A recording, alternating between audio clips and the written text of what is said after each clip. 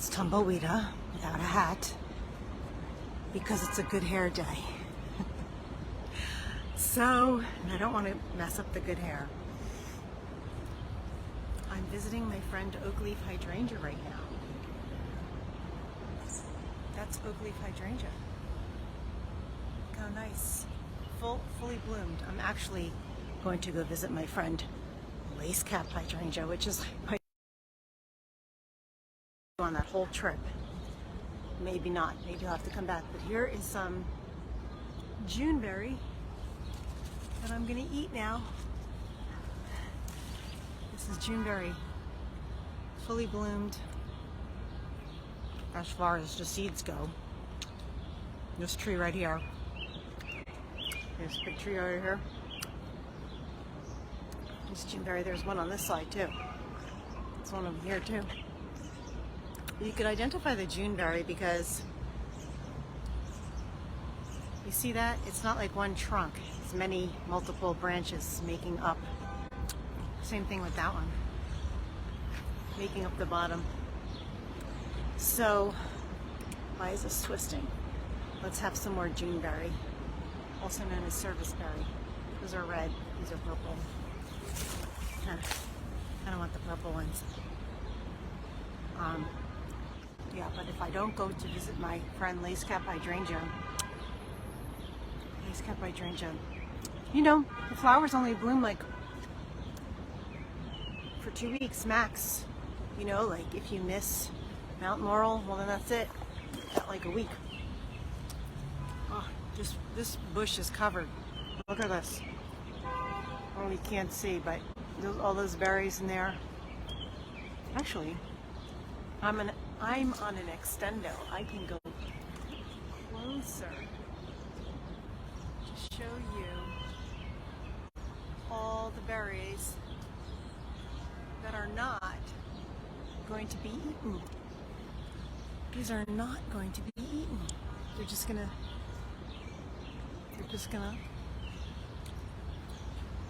I got stems in my mouth. Okay. Gotta continue on my walk.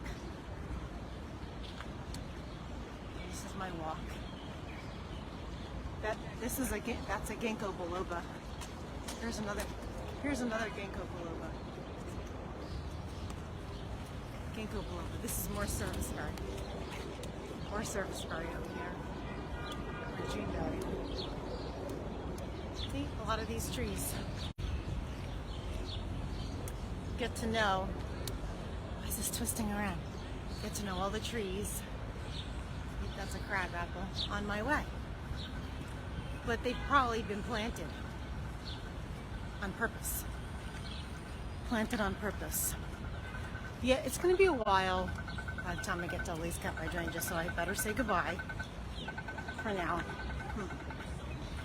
Stems. This is crabapple. See little kind of crabbies growing now. They're going to be growing out soon.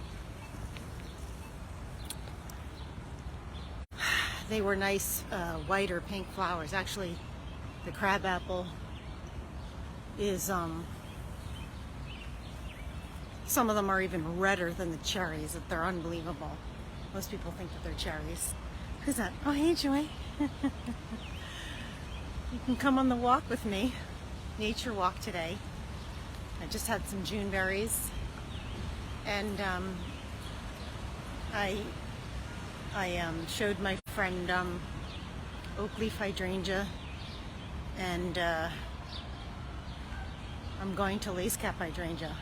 All right, this tree over here I can't really show because somebody's sitting right under it, but that's a redbud tree, kind of like heart-shaped leaves, and flowers grow right on the bark in the spring before the leaves come, and they're red, noticeable. All right, I'll talk to you later.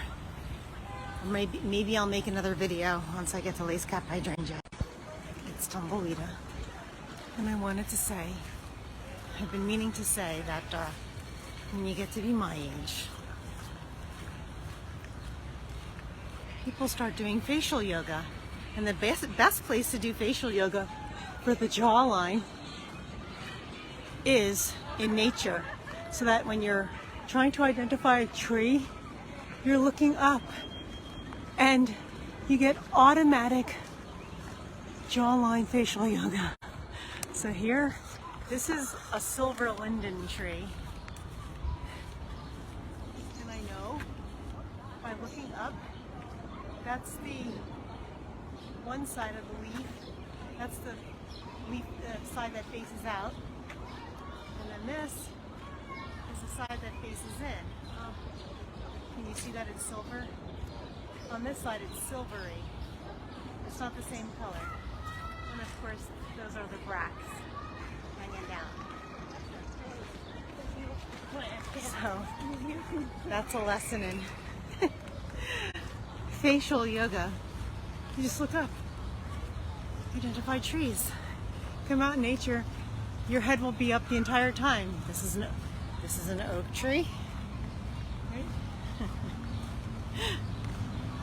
And then you look right and look left, and you get that good stretch in your neck. So I'm like maybe halfway to the Lacecap Hydrangea, but not yet. I see more. Ooh, look at this. These ladies like the oak leaf hydrangea. I bet they don't even know what it is. But let's go see. This full bloom oak leaf hydrangea by the cherries.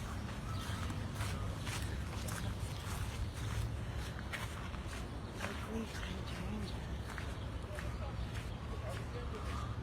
See, this is an oak leaf hydrangea because you look at the like white flowers, they look like hydrangea, but it's like this long display of flowers. And I actually don't know why they call it oak leaf, because if you look at the leaf, it looks nothing like oak. It looks like it almost looks like a weird sycamore, maple, or even mulberry. But that's the oak leaf hydrangeas. Do people use selfie sticks anymore? I use selfie stick just for this. I hardly use that. These are the roses that Central Park butchered. They used to be like up to there, huge, and now they're tiny, and these don't smell. This is a horse chestnut tree over here. Horse chestnut right behind me. You can see from the leaves. There's like 5 leaves in one, 2, 3, 6 leaves in one. That makes it a chestnut. But I know this is the horse chestnut. And they make those huge green balls. They're with black like ink inside, like you can get stained up. Unlike the Osage orange tree, which is strangely associated somewhat with the mulberry tree, coming up on some Osage orange trees. They also produce like green tennis ball looking things. And the Osage orange tree is strangely in the same, sometimes paired with the mulberry. Okay, so this is going to be it for now. I'm on the west side of the loop. This is the bridle path. That's the loop over there. Okay, I've now entered the very special place. This is a live action avatar, only because of the colors. And here are the first of the Lacecap hydrangeas of this area. Very special. Can you see that? That's just tiny. Do I not have the best outfit? Ah, wood chip path, so nice. Wood chip path, okay. Here we go. Maybe I should get it from far away. So contrasting. This is the Lacecap hydrangea, pretty much in full bloom now. So let's go up to it and give it homage. The Lacecap hydrangea. And what I love about this hydrangea is that it's blue. And this thing keeps twisting on me. And the little flowers are only on the edge. So I have to spend some time looking at this with my own eye because I love it so much. So let's see how they're doing. They're doing pretty good. You see some growth from last year.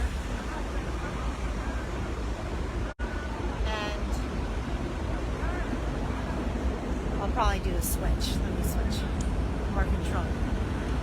I see some growth from last year. This is all last year, that brown. This one's still coming out. Maybe this will be here for like a week. The Lacecap Hydrangea. Oh, there's some really nice ones in the back there. I have to go up even closer to look and see. Some of them are even purpley to that perfection. All right, maybe I'll get even further. That back there looks amazing. Oh, by the way, this is a mulberry tree, but it's marked. Okay, I'm gonna take some.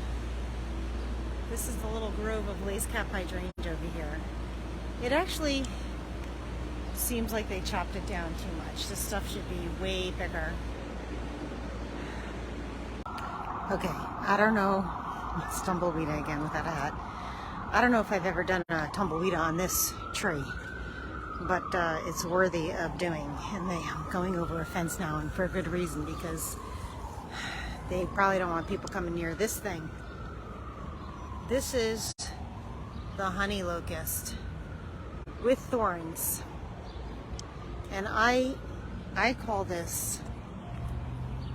that these are the Christ thorns, because when you think about Christ's crown of thorns, it had to have been this. And you know, they call it whatever. John the Baptist went out and ate locusts and honey. Well, I think that he ate the honey locust, which is this tree. I mean, look at these thorns. Very, very dangerous. The size of them. This can pierce. I can see them putting it onto his head. Why he was bleeding so much. But this is what I think it is. This is the honey locust. Now, they also make a thornless honey locust, but that one is the thornful. And they've got a couple here in the park. Just looks like a regular locust tree, but on the bottom of it, it's got all these protector thorns, but they're huge. I mean, look at those freaking thorns. So the locust tree has like frondy looking leaves, I guess. I don't know how to describe it, but they're definitely a lot of leaves on one. Maybe I can go up to this. This is really high up there. I don't think I'm going to be able to reach it. Maybe this is too contrasty. Maybe it's too contrasty. But you see the leaves are like little fronds, and they're kind of like opposite. And they're tiny oval leaves. Those leaves against the sky that you see are part of this tree, the honey locust. Mit thorns for my fellow thespian cinema people. Mit thorns. Okay, I did not think I was going to. However, somebody planted wild fennel. And you know how I know? Because I tasted it. So let's take a little piece again. Should I take a little piece? I'm going to take this piece right here, and I'm going to eat it. Now, anybody who's interested, who wants to come here, this is definitely anise fennel. I don't really like it, but it's very sweet. It's more anisey than fennel-y. It might even be anise. So somebody must have planted these stalks over here, because there's this little grouping over here, and then there's this one right over here. So that's another one. Can you see me?